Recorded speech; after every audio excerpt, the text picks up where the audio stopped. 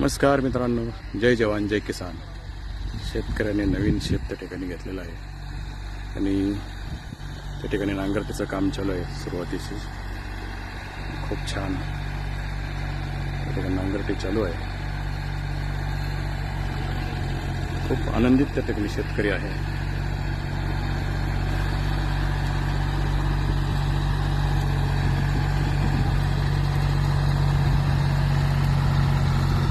आणि हा पहिला खोडा त्या ठिकाणी नांगरून झालेला आहे.